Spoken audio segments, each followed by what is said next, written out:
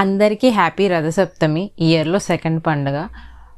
మనకి యాక్సెస్లు పోయి, లేకపోతే అపార్ట్మెంట్లు చిన్నవి అయిపోయి, వెంటిలేషన్ లేక, ఎండ లేక, మీలో ఎంతమంది ఇంకా ఇలాగ పిడకలు పెట్టి చేసుకుంటున్నారో నాకు తెలీదు, లేదా ఎంతమంది అసలు చూసారో చూడలేదో కూడా నాకు తెలీదు.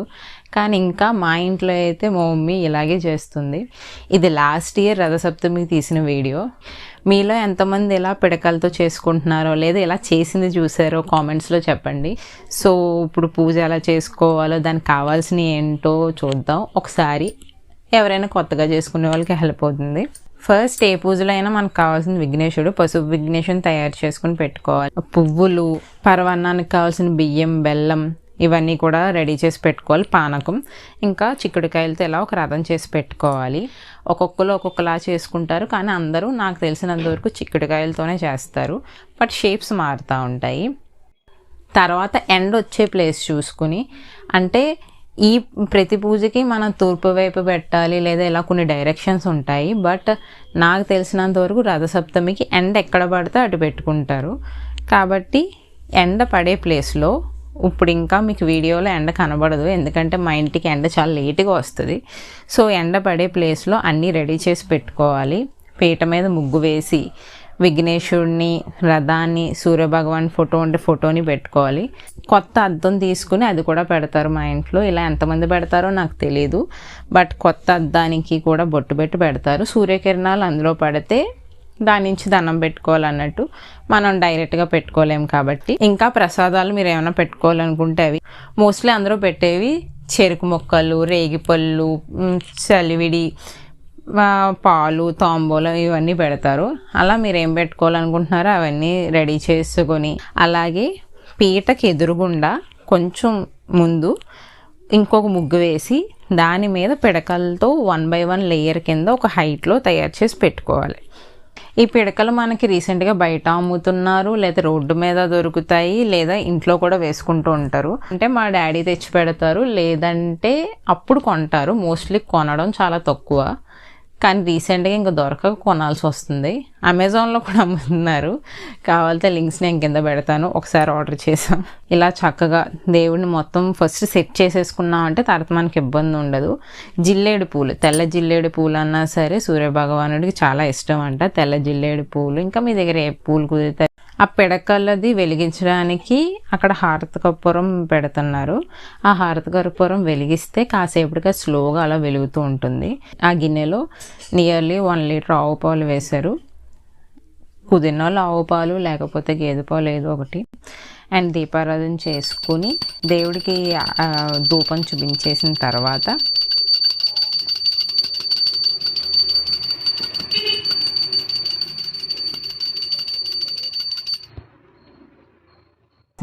విఘ్నేశ్వరుడికి దండం పెట్టుకుని పిడకల్ని వెలిగిస్తారు. ఆ హారతి కర్పూరం పేర్చారు కదా, అవన్నీ వెలిగిస్తూ ఉంటే స్లోగా వెలుగుతుంది. చాలా టైం తీసుకుంటుంది, చాలా పొగ కూడా వస్తుంది. బట్ బయట కాబట్టి మాకు బయట ప్లేస్ బాగుంటుంది. ఇంటి వెనకాల ప్లేస్ ఉంటుంది. సో అక్కడ చేసుకుంటున్నాం కాబట్టి మాకు అంత ఇబ్బంది ఉండదు. అండ్ దానిపైన ఆవు నెయ్యి వేస్తున్నారు. ఆవు నెయ్యికి ఇంకొంచెం బాగుంటుంది. కిరోసిన్, పెట్రోల్ ఇలాంటివి వేయకపోతే బెస్ట్. స్మెల్ చాలా దారుణంగా వస్తుంది. అవి పేల్చకూడదు, ప్లస్ అదంతా పరవన్నానికి పట్టేస్తుంది. కుదిరినంత వరకు ఆవు నెయ్యి వేసుకుంటే బెస్ట్. లేకపోయినా కొంచెం స్లోగా అలా వెలుగుతూ ఉంటాయి. ఫస్ట్ బాయిల్ రావడానికి చాలా టైం పడుతుంది. ఆ తర్వాత నుంచి కొంచెం ప్రాసెస్ ఫాస్ట్ అవుతుంది. దాని మీద పసుపు, కుంకుమ, అక్షంతలు వేసి దండం పెట్టుకోవాలి. ఈలోపు మన దేవుడు పూజ చేసుకోవచ్చు. స్తోత్రాలు కానీ ఏదో ఒకటి చదువుకుంటూ. ఇదిగోండి మా క్వీన్ విక్టోరియా సందులో వాకింగ్ చేస్తుంది. దీని పేరు కిట్టు. మా ఇంట్లో నాకంటే దీనికే రెస్పెక్ట్ ఎక్కువ. అలా సందులో వాకింగ్ చేస్తూ ఉంటుంది మేడం గారు. కానీ దీనికి ఎంత యాటిట్యూడో, పిలిస్తే రాదు, దానికి నచ్చినప్పుడు వస్తుంది. ఇప్పుడు నేను పిలిచాను అనుకుంటూ రాదు. ఇది కొంచెం రాజుకుంటుంది. స్లోగా పొగ స్టార్ట్ అయింది. మీకు ఆ మధ్యలోంచి లైట్ కనిపిస్తే కనిపించవచ్చు. స్లోగా ఫ్లేమ్ వస్తుంది. చాలా టైం పడుతుంది. లైక్ చాలా అంటే చాలా కాదు, కొంచెం టైం ఎక్కువ పడుతుంది. మన స్టవ్ మీద కంపేర్ చేసుకుని చాలా ఎక్కువ. బట్ చాలా స్లో ఫ్లేమ్లో జరుగుతూ ఉంటుంది కాబట్టి టేస్ట్ మాత్రం బాగుంటుంది. 100% చెప్తాను. మనం స్టవ్ మీద చేసిన దానికి దీనికి టేస్ట్ కంప్లీట్లీ డిఫరెంట్ ఉంటుంది. బియ్యాన్ని నానబెట్టి పెట్టుకోవాలి. లైక్ 3 times వాష్ చేసేసి కొంచెం వాటర్లో నానబెట్టి పెట్టుకుంటే మనకి పరమాన్నంలో ఈజీగా ఉడుకుతాయి. అండ్ దాన్ని కలపడానికి కూడా గరిటె యూస్ చేయరు. చెరుకు ముక్కని హాఫ్ కట్ చేసి దాన్ని యూస్ చేస్తారు. ఇంక లైట్గా స్టార్ట్ అయింది. ఆ సైడ్ బబుల్స్ కనిపిస్తున్నాయి చూసారా, కానీ ఇంకా మరగాలి. ఈ లోపు మనం దాన్ని సెట్ చేసుకుంటూ ఉండాలి. ఎందుకంటే పిడకలు కదా, ఒకదాని మీద ఒకటి పెట్టాం. సో ఒకటి ఎక్కువ కాలుతుంది, ఒకటి తక్కువ కాలుతుంది, అది అలా పడిపోతూ ఉంటుంది. దాన్ని కొంచెం అడ్జస్ట్ చేసుకుంటూ ఉండాలి. ఇలా చిక్కుడు ఆకుల్లో కొంచెం కొంచెం ప్రసాదం వేసి దేవుడి దగ్గర పెడతారు. 7 ఆకుల్లో పెడతారు. ఎందుకు అంటే నాకు తెలియదు. నాకు తెలిసిన లాజికల్ ఆన్సర్ ఆయనకి 7 గుర్రాలు కాబట్టి 7 ఆకుల్లో పెడతారేమో అనుకుంటున్నాను నేను. మేబీ. ఇంకా ఫస్ట్ పొంగు రాలేదు. వచ్చేతో పట్టేసుకుంటుంది కదా, నేను ట్రై చేశాను, నాకు చెయ్యాలి. అక్కడ ఫైర్ స్టార్ట్ అయింది చూసారా, అది అలా స్లోగా అవుతుంది. ఒక సైడ్ ఉండదు, ఒక సైడ్ ఉండదు. అలా ఫస్ట్ పొంగు వచ్చి గిన్నెలోంచి బయటికి కొంచెం పాలు రావాలి. అలా వస్తే ఇంట్లోకి మంచిది అని అర్థం. లైక్ పాలు పొంగిచ్చినట్టు. కొంచెం పాలు పొంగిన తర్వాత అప్పుడు 3 సార్లు రైస్ వేస్తారు అందులో. యాక్చువల్లీ మా ఇంట్లో మా మమ్మీ ఏం చేస్తుందంటే అందరితోనే వేస్తారు. లైక్ ఒకేసారి రైస్ అంతా వేసేస్తే పాలు చల్లబడిపోతాయి కాబట్టి కొంచెం కొంచెం వేస్తారు.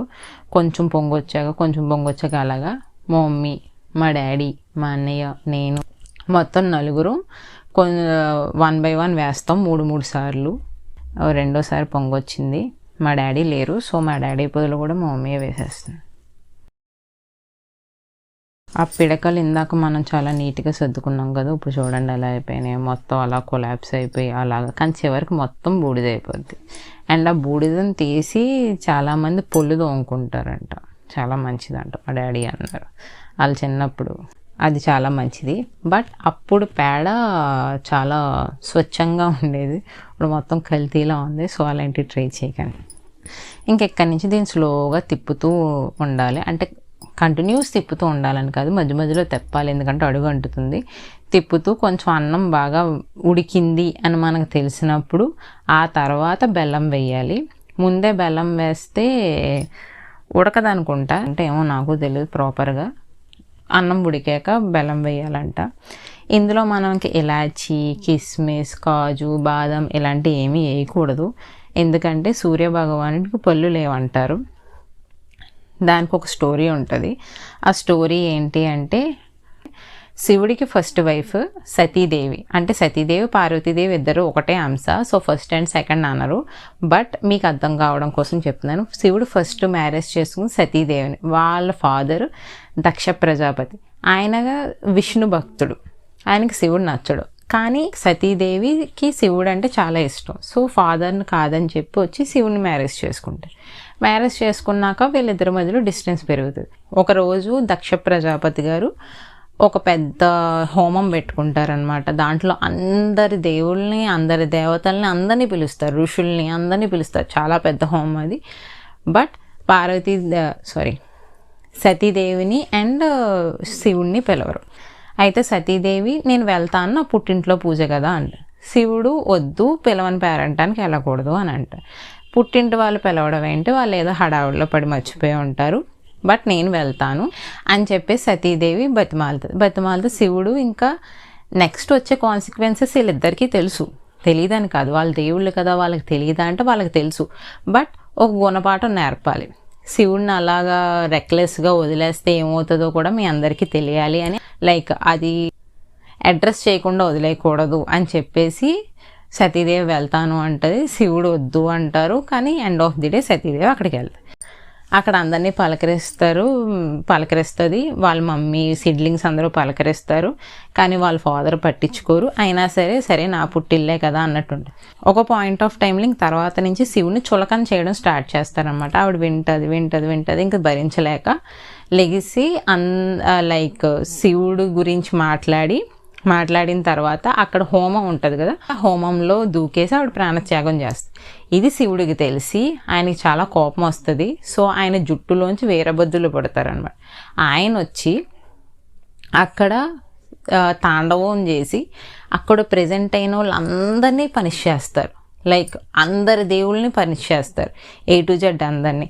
అందుట్లో సూర్యభగవాన్ కూడా ఉంటారు. సూర్యభగవాన్కి ఏం చేస్తారంటే పొల్లు పీకేస్తారు. సో సూర్యభగవానికి పొల్లు ఉండవు. అందుకనే మనం రథసప్తమి రోజు చేసుకునే పాయసంలో ఓన్లీ బెల్లం వేయాలి. ఇలాచీ, తర్వాత కాజు, బాదం, కిష్మిష్ ఇలాంటివి ఏం వేయకూడదు. మనం నార్మల్గా ఏ దేవుడికైనా చేసుకుంటే వేసుకుంటాం డెకరేషన్కి, బట్ ఇందులో మాత్రం వేయకూడదు, ఎందుకంటే ఆయనకు పొల్లు ఉండదు. పరవాన్నంలో అన్నం కూడా బాగా మెత్తగా ఉడకాలంటారు. మనకి ఎంత మెత్తగా కుదిరితే అంత మెత్తగా దాన్ని ఉడకబెట్టి లాస్ట్లో బెల్లం వేసి అది కొంచెం ఉడికాక దించేయడమే, అంతే, ఇంకేం వేయకూడదు. సారీ, నాకు తెలిసింది చెప్పాను. బై ఎనీ ఛాన్స్ ఇందులో ఏమైనా కరెక్షన్స్ ఉంటే కానీ కామెంట్స్లో చెప్పండి. చూసా మొత్తం లైక్ లిక్విడ్ అంతా పోయి సాలిడ్లా కనిపిస్తుంది, అంటే అన్నమే కనిపిస్తుంది. సో అన్నం అంతా బాగా ఉడికిపోయింది. ఇప్పుడు బెల్లం వేసుకోవాలి. బెల్లం రేషియోస్ ఏం లేవు ఇందులో. మీకు పరవన్నం రెగ్యులర్గా ఎలా చేసుకుంటారో అలాగే చేసుకోండి. తీపి ఎక్కువ తినే వాళ్ళు ఎక్కువ వేసుకుంటారు. ఇక్కడ బెల్లం క్వాంటిటీ మీకు చాలా ఎక్కువగా కనిపిస్తూ ఉండొచ్చు. మా ఇంట్లో తీపి ఎక్కువ తింటారు. అండ్ స్పెసిఫికల్లీ ఈ పరవన్నంలో తీపి ఎక్కువ ఉంటే అది పాకంలాగా బాగుంటుంది. ఆ బెల్లం కరిగిపోతూ అయిపోతుంది. ఇది కూడా కొంచెం కొంచెం వేసుకుంటే బెస్ట్, ఎందుకంటే మనకు స్టవ్ లాగా మంట కాన్స్టెంట్గా ఒక హైలో ఉండదు కదా, అలా స్లోగా వస్తూ ఉంటుంది. ఏదైనా కొత్తది మనం ఎక్కువ వేసేసాము అంటే ఒకేసారి చల్లబడిపోద్ది, అందుకే కొంచెం కొంచెం వేసుకో. ఈ టైంకి ఎండ వచ్చేసింది. నేను అన్నాను కదా పూజ స్టార్ట్ చేసే టైంలో ఎండ రాలేదు, మొత్తం చల్లగా ఉంది. ఎండ రావడానికి టైం పడుతుంది అని కరెక్ట్గా ఇప్పుడు ఆ ఫోటో మీద, ప్రసాదం మీద, అద్దం మీద ఎండ పడేలా ఉంది. అంటే అద్దం ఇదొకటి ఇటు పెట్టారు, బట్ ఇప్పుడు ఇటు మార్చారు ఎందుకంటే ఎండ అటు పడుతుందని. అయిపోయింది. అది కూడా తీసి కొంచెం దగ్గరగా పెట్టి అందులో ప్రసాదం ఆకుల్లో వేసి అది కూడా దేవుడి దగ్గర పెడతారు. మోస్ట్లీ ఇదంతా ఎండబడే ప్లేస్లో చేసుకుంటే కనుక డైరెక్ట్ సూర్యదేవుడికి మనం పెడుతున్న ఫీలింగ్ వస్తుంది అని ఎండ వచ్చే వైపు చేసుకుంటారు. అందులోనే కొంచెం సాంబ్రాణి వేసి దేవుడికి ధూపం చూపిస్తుంది. ఇంకా నెక్స్ట్ ప్రాసెస్ ఏం ఉండదు. ఈ పూజ మొత్తంలో పెద్ద ప్రాసెస్ ఏంటంటే పరమాన్నం చేయడం. ఇంకా దేవుడి దగ్గర పెట్టి నైవేద్యం చూపించేసి హారతి ఇచ్చేస్తే పూజ అయిపోతుంది, అంతే.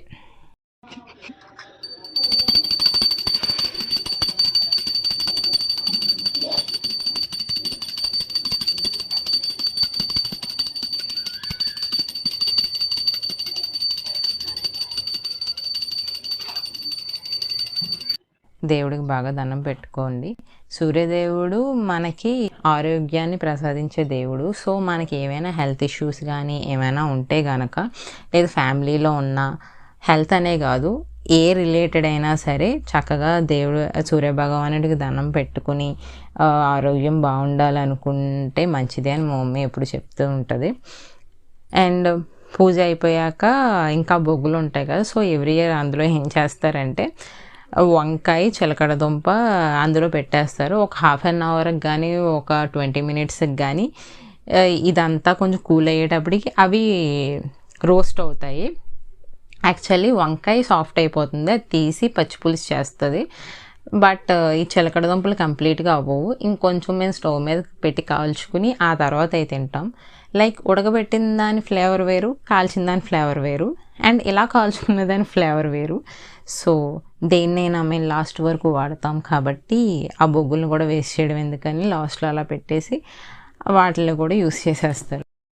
అందరికీ హ్యాపీ రథసప్తమి. మీరు మీ ఇంట్లో మంచిగా చేసుకుని మీరు మీ ఫ్యామిలీ అందరూ కూడా హెల్తీగా హ్యాపీగా మీరు అనుకున్నవన్నీ జరిగి ఇయర్ అంతా మంచిగా ఉండాలని కోరుకుంటున్నాను.